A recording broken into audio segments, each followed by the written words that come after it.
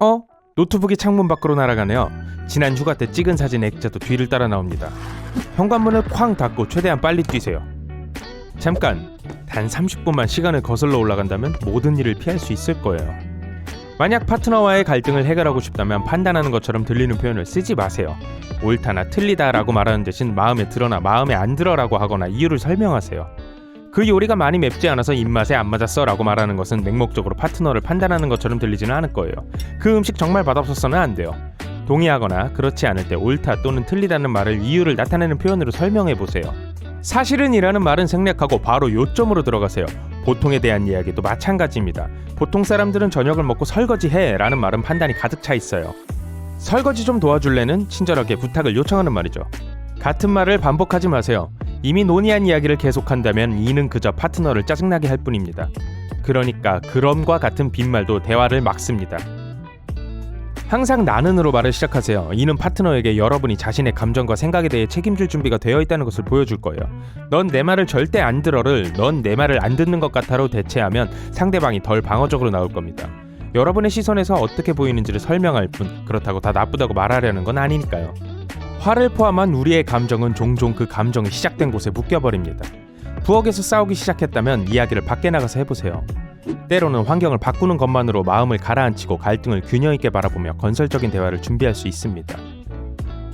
너무 부드럽게, 너무 크게, 너무 빠르게 혹은 너무 느리게 말하면 다른 사람들이 말을 잘 들을 수가 없습니다. 여러분이 자신 없이 우물우물거리거나 너무 많은 생각을 끝없는 그리고로 이을 때도 마찬가지예요.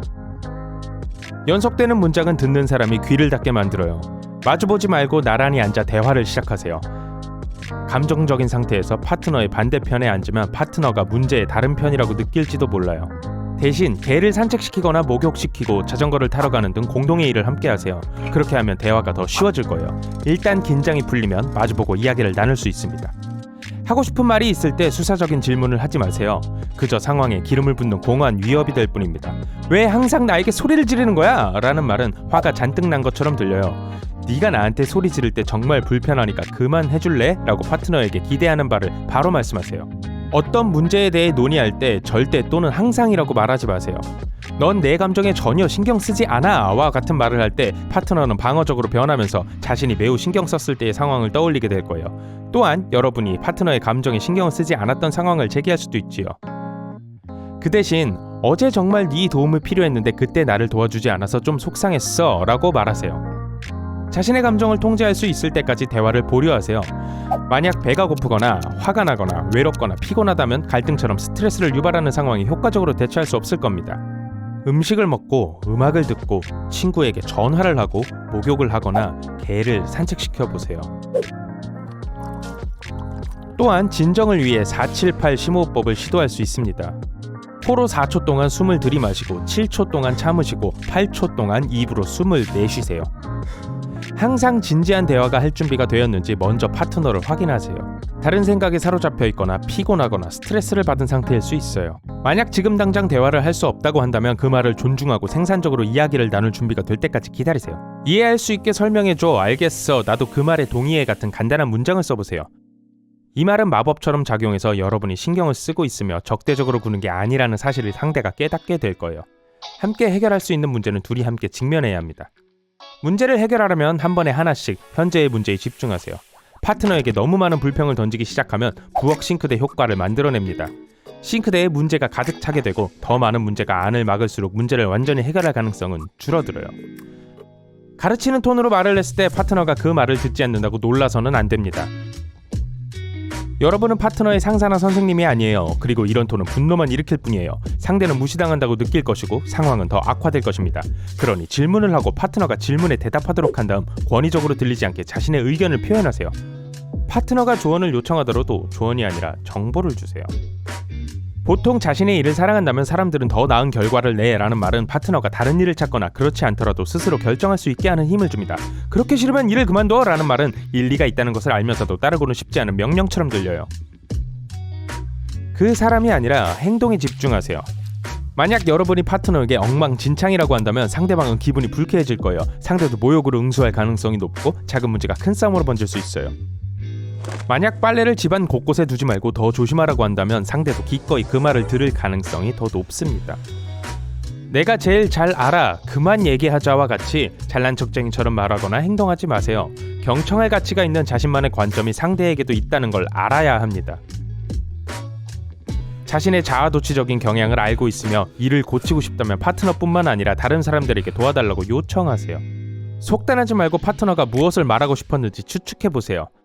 탐정놀이를 하는 것은 상대와의 관계에 해로울 수 있고 심지어 정신건강을 망칠 수도 있습니다. 어떤 불확실한 상황에서든 결과가 나빠질 거고 다른 사람들이 여러분에게 상처를 입힐 거라는 결론이 자동적으로 내리기 시작할지도 몰라요. 이런 생각을 멈추기 위해서 다른 사람들이 잘못된 결론에 성급히 도달하는 모습을 TV에서 볼 수 있어요.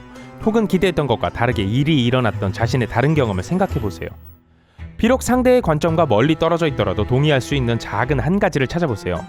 응, 맞아 라고 말하면 상대방이 듣고 안정적인 기분을 느낄 거예요. 대화의 좋은 출발점이죠. 이것은 불만이 있는 고객을 상대할 때 해결책을 찾기 위해 영업에 사용되는 성공적인 전략 중 하나예요. 가벼운 칭찬도 비슷한 효과가 있습니다. 비판적인 내면의 시각으로 현재 상황을 보지 마세요. 만약 당신이 과거에 부정적인 관계를 경험했다면 그 목소리는 여러분에게 모든 것이 같은 방식으로 진행될 것이라고 말할 수 있어요. 그 목소리는 파트너에게 투영되어 과거의 생각에 맞춰서 파트너의 말을 왜곡시킬 수 있습니다.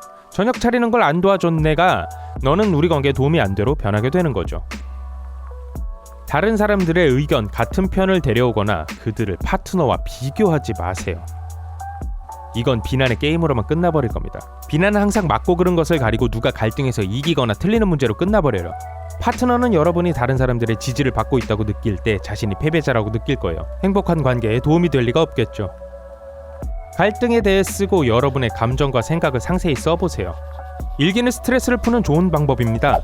글쓰기 과정은 분석적이고 이성적인 좌뇌를 활성화해줘요. 감정적인 우뇌가 조금이나마 진정되도록 도와주고 자신과 다른 사람들을 더 잘 이해할 수 있게 해줍니다. 여러분은 일기를 편지로 만들어서 싸움 중에 말하지 못했던 모든 것을 사랑하는 사람에게 설명할 수 있어요. 비슷한 문제로 계속 싸우면 핵심 가치와 신념에 큰 차이가 있는 걸 수도 있어요.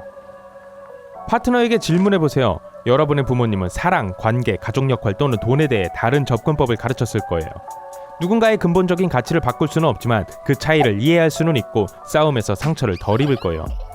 가끔은 둘 다를 만족시킬 수 있는 해결책을 찾지 못할 겁니다. 그런 경우 여러분은 동의하지 않는 것에 동의하고 자신이 꼭 맞아야 한다는 생각을 포기하는 법을 배워야 합니다. 유일한 해결책은 앞으로 나아가는 것이고 몇 가지 근본적인 가치가 아니라면 모든 것에 동의할 필요가 없다는 것을 받아들이세요. 함께 극복한 각각의 싸움을 기념해보세요. 나가서 영화를 보든지 아니면 그냥 크게 웃어보세요. 갈등을 서로를 더 잘 알고 이해할 수 있는 기회로 보고 무조건 피하려고 하지 마세요. 다음에 싸움을 시작하고 싶을 때는 여러분이 생각하는 해결책을 먼저 생각해보세요. 무엇이 자신에게 더 좋은지를 모른다면 파트너가 상황을 더 낫게 만들려고 여러분을 도와줄 수 없을 거예요. 그리고 자신이 할 준비가 안 된 것을 파트너에게 절대 요구하지 마세요.